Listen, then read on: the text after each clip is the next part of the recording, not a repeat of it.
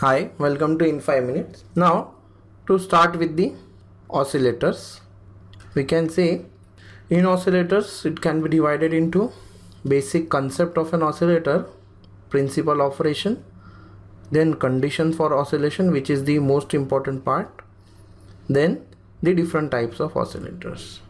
First, we will see the basic concept of oscillator. We have already seen the positive feedback and negative feedback.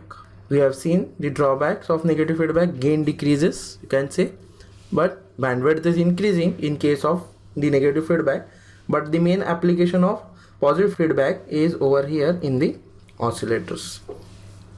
Now, you can say oscillator is an electronic circuit that generates a periodic waveform. You can say a periodic waveform can be a sine wave, can be a square wave, can be a triangular wave, so on with respect to time. This is the function of an oscillator. You can say function generator, or you can say signal generator is nothing but an oscillator which gives us a sine wave. We perform experiments wherein we get a sine wave at the output. You can say 1 kilohertz, 10 volts peak to peak. This is the output what you can get from the function generator, which uses nothing but then oscillator. You can say DC to AC converter. We give input as DC, can say, and when it is given to an oscillator, it will give you a continuous time varying AC signal. This is the application of oscillator. Then produces a continuous signal. You can say with respect to time, we will get a continuous signal when we provide it to the oscillator. Now these signals can be used for variety of purposes, where we can say applications. Amplifiers, we require a sinusoidal signal.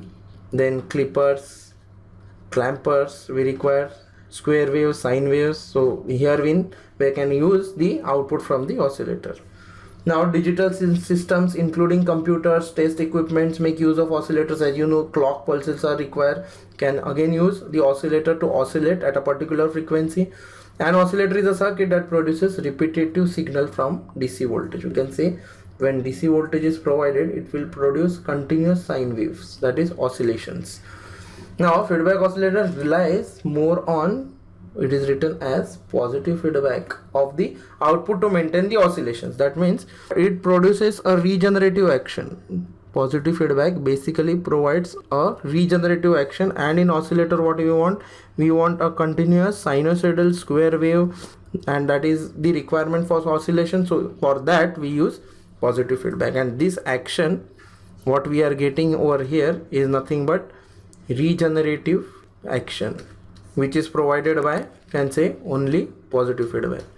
Negative feedback is basically used for controlling action, and for regenerative action we are using positive feedback. That is the importance of positive feedback in the oscillators. Now different types of oscillator is depending on your, can say, feedback network. For low frequency we are using R and C, right? RC network is used for low frequency applications, and for high frequency we are using LC oscillators.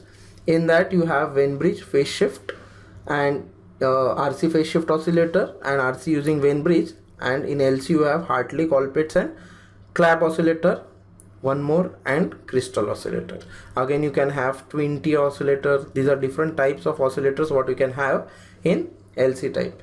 LC type means you have an inductor and a capacitor connected, and whereas in RC oscillators you have a resistor and a capacitor connected, whereas in LC you have inductor and capacitor connected. This is the difference between the two RC and LC oscillators. For low frequency basically we use RC oscillators, which we get stable output oscillations, and for the high frequency we use LC, because high frequency LC tuned oscillators will give you a better performance as compared to the RC oscillators.